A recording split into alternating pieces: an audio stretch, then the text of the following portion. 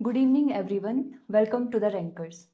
Start करते हैं आज के करंट अफेयर्स के सेशन को। आज के जो टॉपिक्स इस क्लास में हम लोग कवर करने वाले हैं वो कुछ इस तरह से रहेंगे। फर्स्ट इज सुप्रीम कोर्ट जजेस स्ट्रेंथ विल 2026।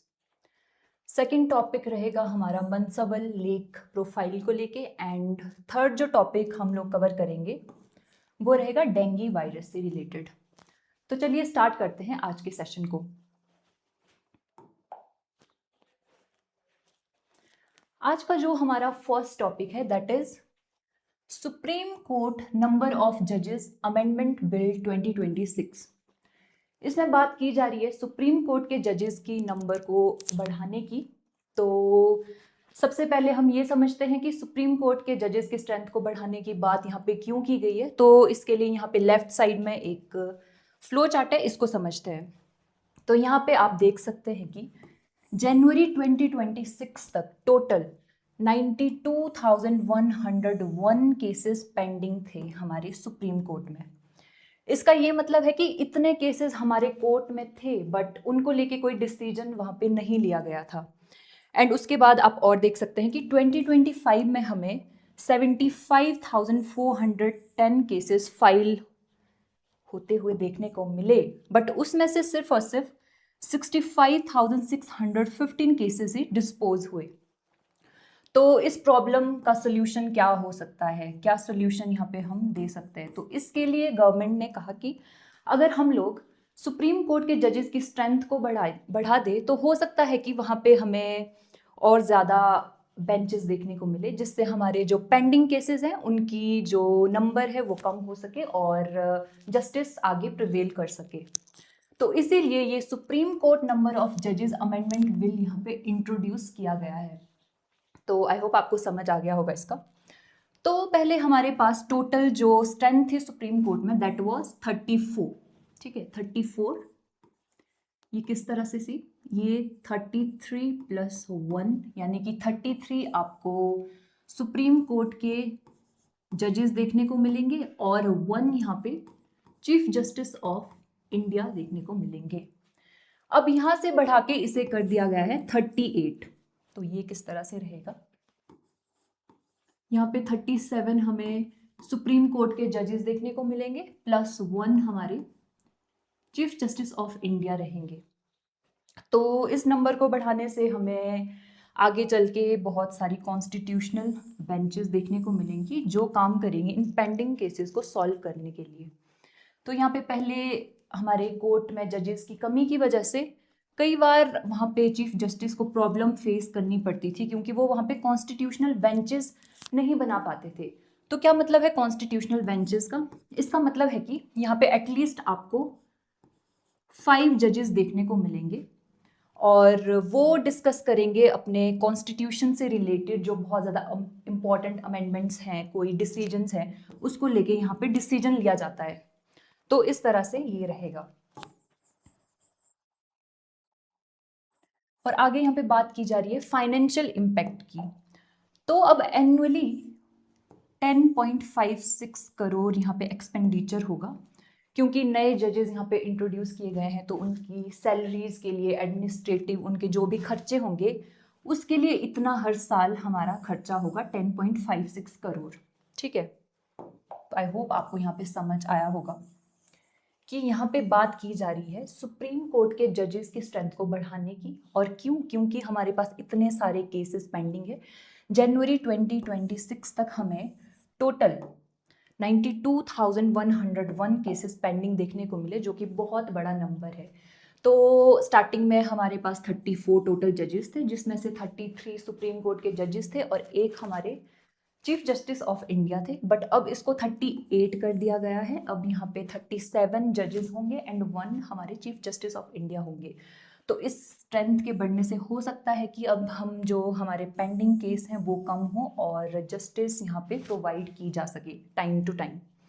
और फाइनेंशियल इम्पैक्ट मैंने आपको बताया कि इतना 10.56 करोड़ का खर्चा हर साल होगा इन नए जजेस की सैलरी के लिए और अदर जो भी इनके खर्चे होंगे उसके लिए। नेक्स्ट हम प्रोसीड करते हैं। ठीक है, तो पहली स्लाइड में हमने देखा कि क्यों हमने अपनी सुप्रीम कोर्ट के जजेस की स्ट्रेंथ को बढ़ाया। अब यहाँ पे सेकंड स्लाइड में हम बात करेंगे कि कौन इन जजेस को अपॉइंट करता है और किसके पास ये अथॉरिटी है कि सुप्रीम कोर्ट के जजेस की स्ट्रेंथ को बढ़ा सके या घटा सके। तो सबसे पहले यहाँ पे बात हुई है आर्टिकल 124 क्लॉज 1 की। तो ये आर्टिकल बात करता है कि ये कहता है कि सिर्फ और सिर्फ पार्लियामेंट के पास पावर है कि वो सुप्रीम कोर्ट के जजेस को इंक्रीज कर सके या फिर डिक्रीज कर सके। तो अगर फ्यूचर में हमें 38 से ये नंबर और ज़्यादा बढ़ाना हो अपने जजेस का, तो ये अथॉरिटी फुल्ली हमारी पार्लियामेंट के पास होगी और वो ऑर्डिनरी लॉ पास करके वहां पे, ठीक है, ऑर्डिनरी लॉ पास करके इस स्ट्रेंथ को इंक्रीज कर सकती है या फिर डिक्रीज भी कर सकती है। देन यहाँ पे बात हो रही है आर्टिकल 124 क्लॉज 2 की। तो ये क्या बात करता है? ये बात करता है कि जितने भी हमारे जजेस होंगे सुप्रीम कोर्ट के, उनको अपॉइंट करेंगे हमारे प्रेसिडेंट। ठीक है, प्रेसिडेंट अपॉइंट करेंगे, बट प्रेसिडेंट अपनी मर्जी से किसी को भी सुप्रीम कोर्ट का जज नहीं बना सकता है। इसके लिए प्रेसिडेंट को लेनी पड़ती है कंसल्टेशन।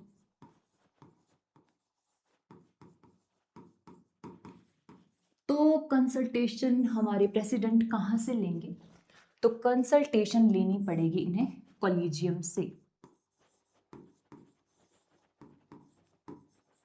ये एक टर्म हमारे लिए बहुत ज़्यादा इम्पॉर्टेंट हो जाती है। आई होप आपको इसका आइडिया तो होगा कि इसका क्या मतलब है, बट फिर भी मैं यहाँ पे इसको एक्सप्लेन करती हूँ कि कॉलेजियम सिस्टम का क्या मतलब है।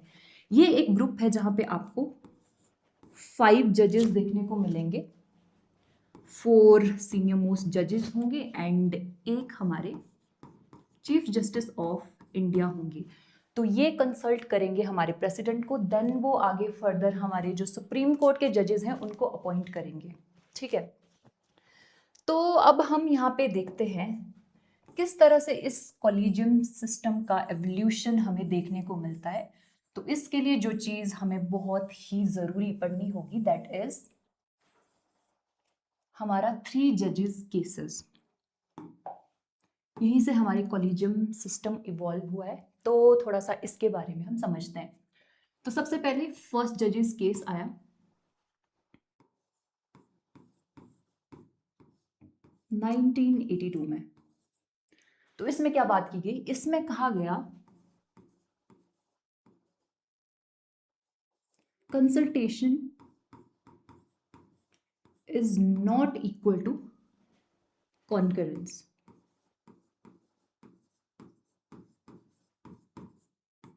इसका मतलब है कि हमारे चीफ जस्टिस जो भी कंसल्ट करेंगे हमारे प्रेसिडेंट को, वो उनके लिए बाइंडिंग नहीं होगा। ठीक है, देन आता है सेकंड जजेस केस इन 1993। तो इसने फर्स्ट जजेस केस का बिल्कुल ऑपोजिट कर दिया। यहां पे बात की गई कि consultation is equal to concurrence. इसका क्या मतलब है कि हमारे जो चीफ जस्टिस ऑफ इंडिया है वो जो भी कंसल्ट करेंगे हमारे प्रेसिडेंट को, वो उनके लिए बाइंडिंग होगा। बट इसमें एक और चीज़ थी कि सुप्रीम कोर्ट के जो हमारे चीफ जस्टिस ऑफ इंडिया हैं उनको पहले 2 सीनियर मोस्ट जजेस से उस चीज़ को डिस्कस करना पड़ेगा, देन वो कंसल्ट करेंगे हमारे प्रेसिडेंट को। देन फाइनली हमारा सबसे ज़्यादा इम्पॉर्टेंट जो कि है थर्ड जजेस केस। ये इंट्रोड्यूस होता है इन 1998 और इसमें बात की गई कॉलेजियम सिस्टम की, जो अभी हमने पढ़ा।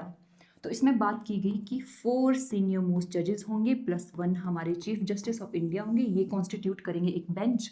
तो इनकी रिकमेंडेशन जो भी होगी तो वहां से प्रेसिडेंट डिसाइड करेगा कि किसको हमें सुप्रीम कोर्ट का जज बनाना है या किसको नहीं। ठीक है, तो इसलिए कॉलेजियम सिस्टम अभी तक हमारे लिए बहुत ज़्यादा इंपॉर्टेंट है।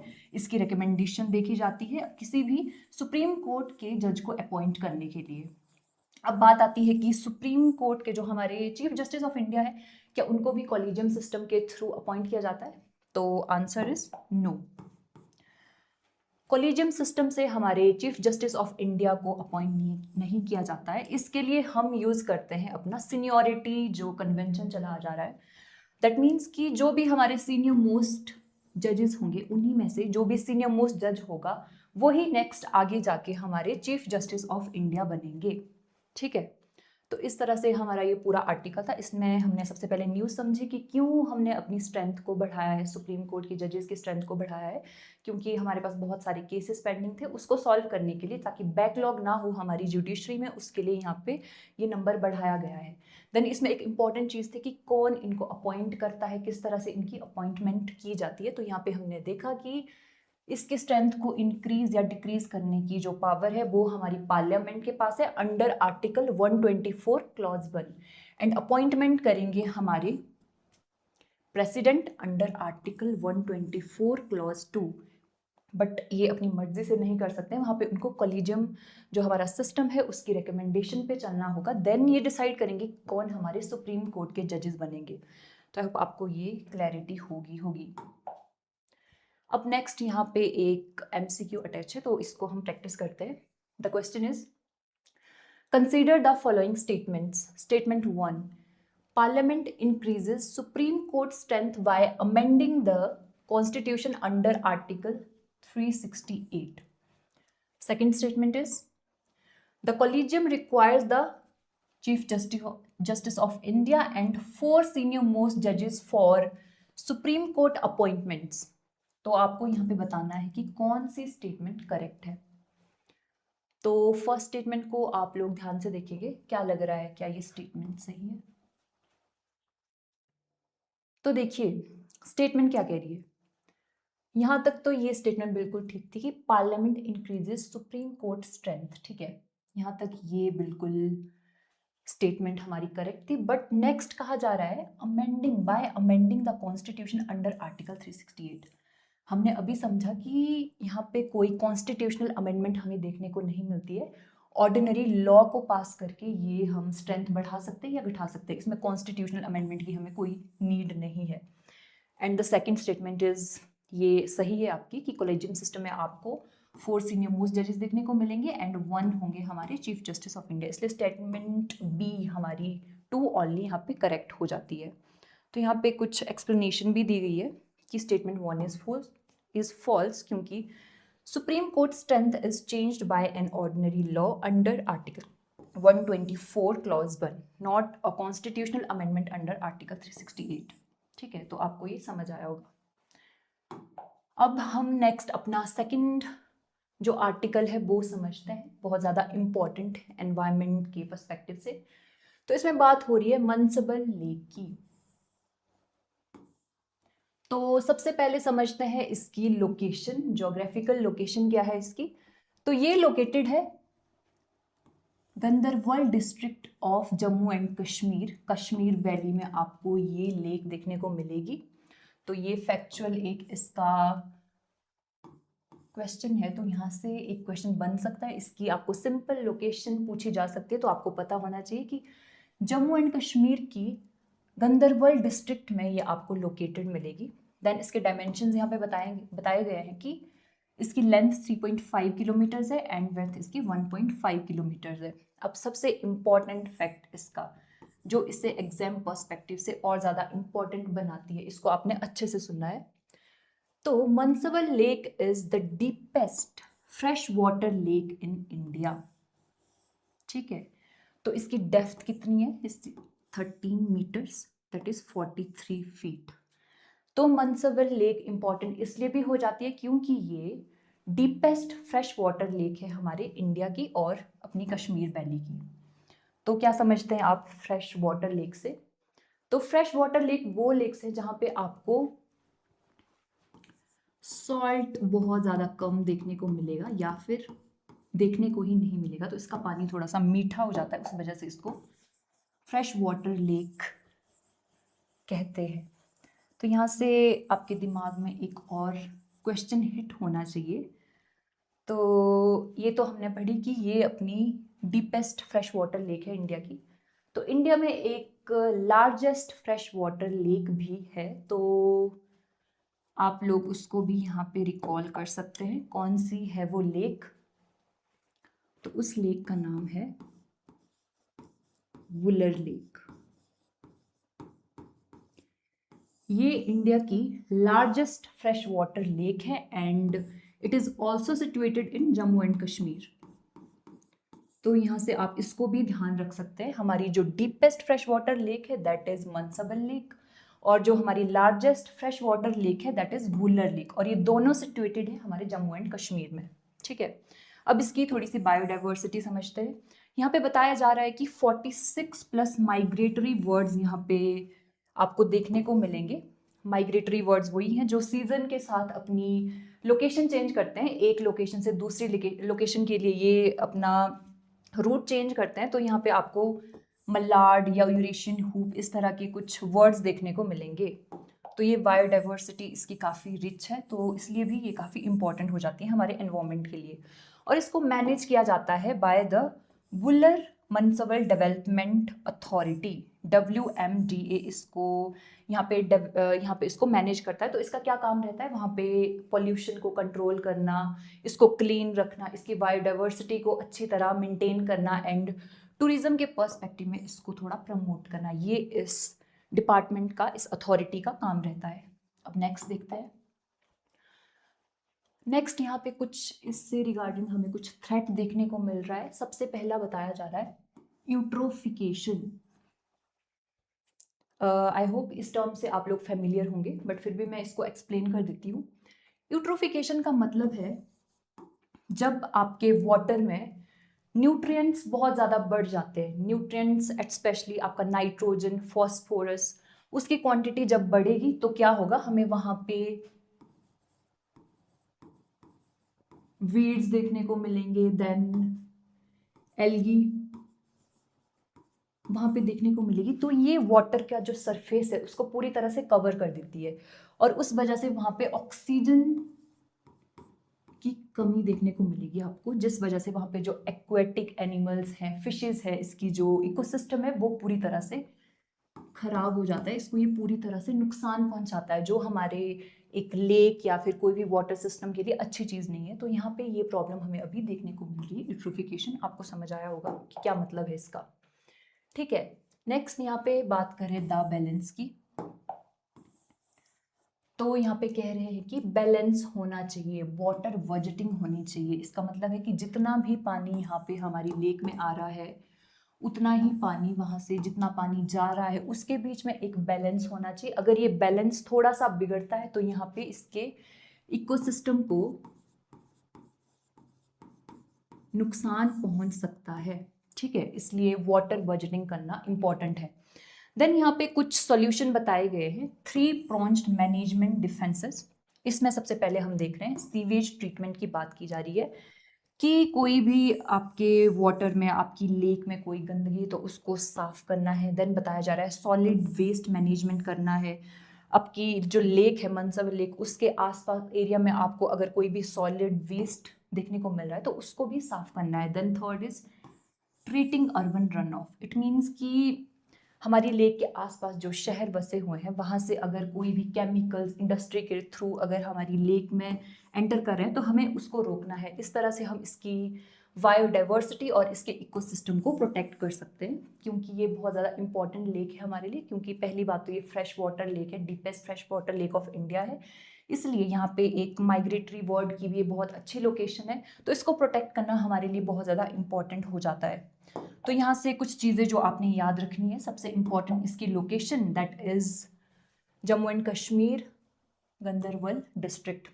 देन आपको ये याद रखना है कि ये डीपेस्ट फ्रेश वाटर लेक है एंड 13 मीटर्स आपको इसकी डेप्थ देखने को मिलेगी। और माइग्रेटरी बर्ड्स का एक ये हब है, यहाँ पे 46 प्लस माइग्रेटरी बर्ड्स आपको देखने को मिलेंगे, including Malad, Eurasian hope etcetera. ठीक है, और इसके प्रोटेक्शन के लिए जो भी कुछ यहाँ पे इनिशिएटिव चलाए जा रहे हैं ये भी आप याद रख सकते हैं। ये पूरा इस टॉपिक का एक कवरेज था। अब यहाँ पे एक MCQ प्रैक्टिस के लिए है, इसको डिस्कस करते हैं। Which of the following best describes water budgeting in the context of Banswal Lake? Option A is funding allocated by the WMDA for dredging operations. Second is balancing water inflows, outflows, and withdrawals to maintain ecological carrying capacity. And the third option is measuring the financial cost of setting up sewage treatment plants. तो इसका right answer आपका option B हो जाएगा। अभी मैंने बताया कि यहाँ पे हमने मेंटेन करना है इकोलॉजिकल कैरिंग कैपेसिटी इसकी बाय बैलेंसिंग वाटर इनफ्लोज। अब हम नेक्स्ट मूव करते हैं अपने आज के लास्ट टॉपिक की तरफ। तो यहाँ पे बात की जा रही है डेंगू की।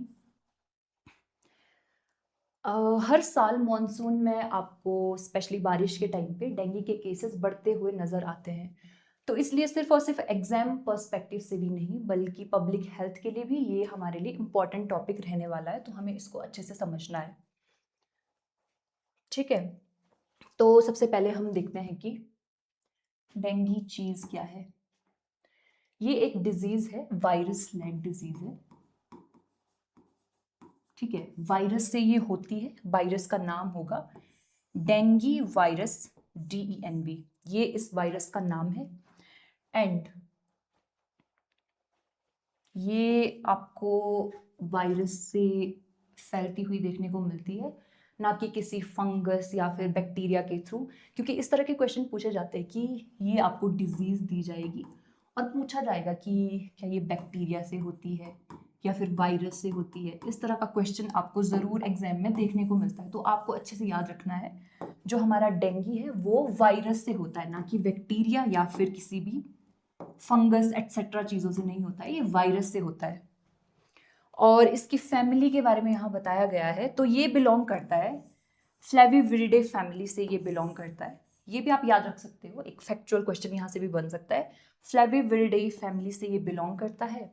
देन वेक्टर देखते हैं कि इसको स्प्रेड कौन करवाता है, एक पर्सन से दूसरे इंसान को किस तरह से ये फैलता है। तो यहाँ पे बताया जा रहा है फीमेल एडीज एक आपको मस्किटो देखने को मिलेगी, इसके थ्रू ये एक इंसान से दूसरे इंसान में फैलता है। क्या नाम है इसका? Female Aedes. तो यहाँ पे आपने एक और चीज याद रखनी है कि हमें जो वाइट करते हैं वो फीमेल मस्किटो ही करते हैं, मेल्स मस्किटो वाइट नहीं करते हैं। ठीक है, ये वाइट नहीं करते, फीमेल्स वाइट करती है क्योंकि इनको अपने एग्स डेवलप करने होते हैं, उसके लिए इन्हें ब्लड की ज़रूरत होती है। और ये डे टाइम बाइटिंग करते हैं, मतलब आपको सुबह या शाम के टाइम पे ये बाइट करेंगे, रात के टाइम पे ये ज़्यादा एक्टिव नहीं होते हैं। तो ये चीज़ भी आपने यहाँ से याद रखनी है। ठीक है, सबसे पहले कौन इसको स्प्रेड करवाता है? फीमेल एडीज इस मस्किटो का नाम है। एंड मेल्स यहाँ पे हमें वाइट नहीं करते हैं। और यहाँ पे इंडिया के पर्सपेक्टिव से भी एक बात की जा रही है कि India accounts for 1/3 of global cases, मतलब वर्ल्ड के टोटल डेंगू वर्डन का इंडिया में बहुत बड़ा हिस्सा है, दैट इज 1/3। तो इंडिया अकेले ही कॉन्स्टिट्यूट कर रहा है। तो इंडिया में प्रिवेंशन एंड अवेयरनेस की अभी हमें बहुत ज़्यादा ज़रूरत है। देन इसमें नेक्स्ट बताया जा रहा है कि इसके आपको टोटल जो डेंगू वायरस है 4 सेरोटाइप्स देखने को मिलेंगे।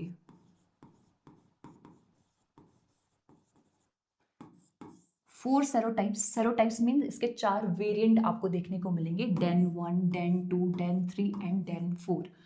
और अगर आप डेन 1 के लिए इम्यूनिटी वहाँ पे हासिल कर भी लेते हैं तो इसका ये मतलब नहीं है कि आपको फिर डेंगू कभी नहीं होगा। आपको डेन 2 डेंगू हो सकता है और ज़्यादा ये डेडली रहेगा। ठीक है, देन नेक्स्ट समझते हैं।